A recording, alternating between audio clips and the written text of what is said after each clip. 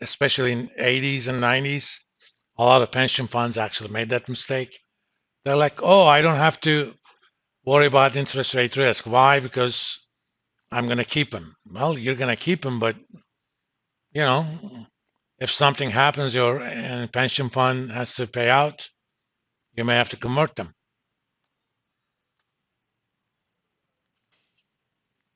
They weren't aware of the mark-to-market pricing.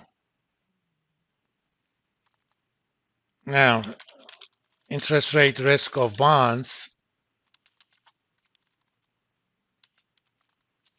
have two major determinants: time to maturity and coupon rate.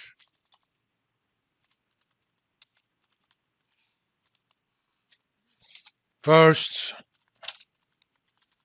the longer is time to maturity, the riskier is the bond. Let's kind of show that. Let's make things simple. Let's say we have a yield to maturity at 4% for, no, I should have made that 30, but, oh, that's why we had yield to maturity difference. 30, face value 100. Okay. Suppose I increased the yield to maturity to 4.01, everything else being the same. The value of the 30-year bond went down by 17 cents. So it's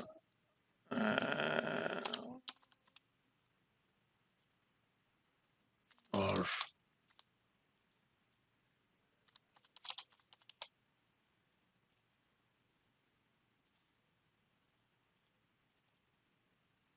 that's 0.17% or 17 basis points. Remember, this is for a move of 1 basis points.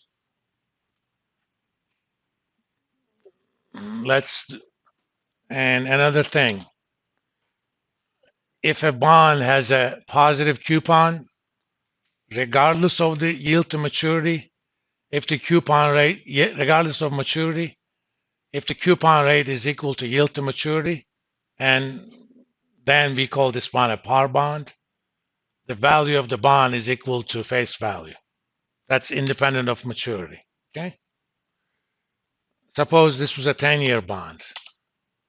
As you can see, bond value hasn't changed. But if I increase it to 4.01, it will. But the bond value declined only by 8 basis points instead of 17. If this was 5, it's 4, 2. It is not linear, but it looks like it is. I mean, I can add one more to it.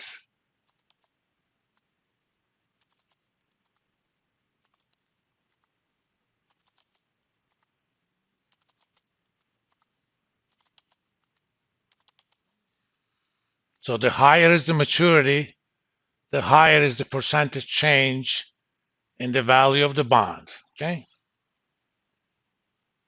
But if the yields go up, value of the bond goes down. They always say in the press, the relationship between bond value and interest are inverse. The second component is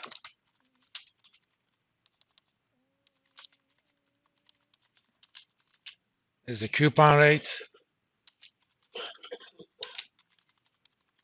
Everything else being the same, the higher is the coupon rate,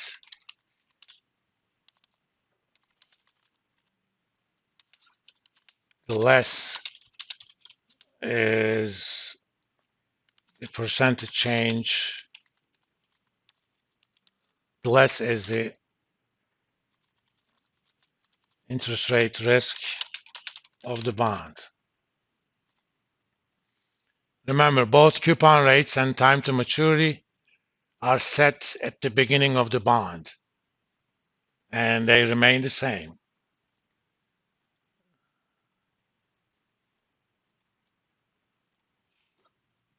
And let's show an example.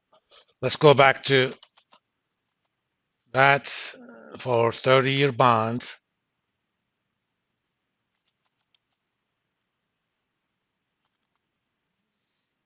If I increase yield to maturity to 4.00,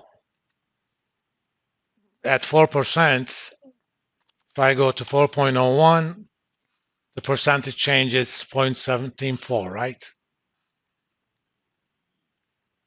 So let me copy that and paste the value. Suppose I have a same 30-year bond, but this time coupon rate was 10%, okay? So I'm going to calculate the value right now, paste it here. Oh, I'm sorry. I want to do that 4.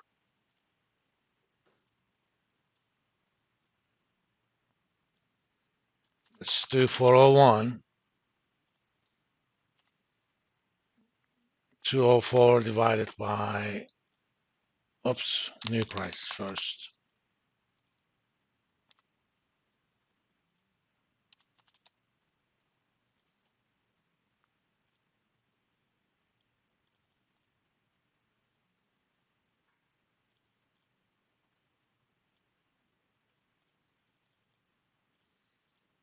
The risk of a 4% bond, again, 30 years, was only 17 basis points, but the risk of a 10% bond is about 15. Let's make this a 20% bond. Again, let's go to the original.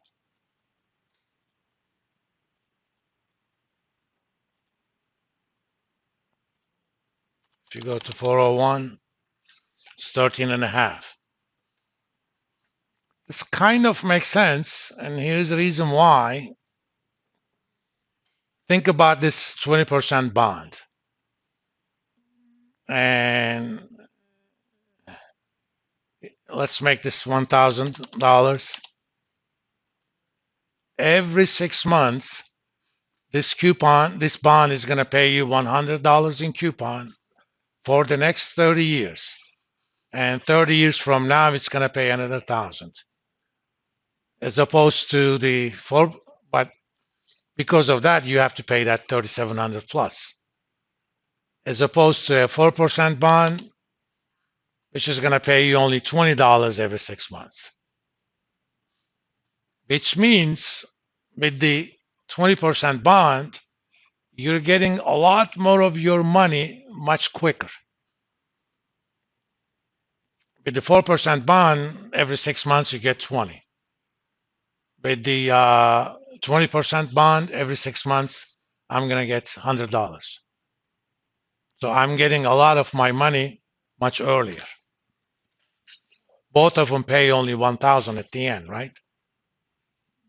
Which means, effectively speaking, the higher is the coupon rate, the lower is the effective maturity of my cash flow. On average, I get my money faster. But if I'm getting my money faster, effectively, the maturity of the bond is lower. Since the lower is the maturity, lower is the interest rate risk. That's how that second component works. The higher is the coupon rate,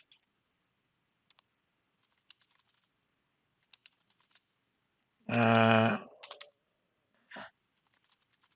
faster you get your money, or the lower is the effective maturity.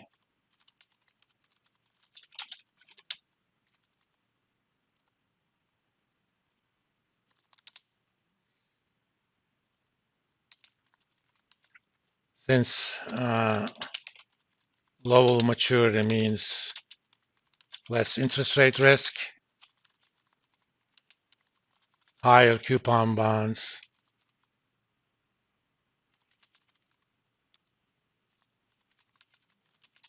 and less interest rate risk.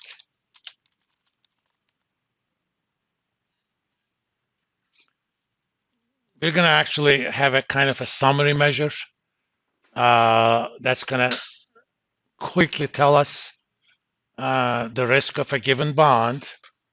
For today, I'm just going to do it on an Excel sheet. On Wednesday, you'll actually write a macro function for both bond value and that risk measure. But today, let me move this to a sheet. Let's call this duration. Let's leave those as such right now. Actually, yeah, let's leave these. Let's delete all of those. I don't have to worry about that for now. Let's leave it as it is. We will introduce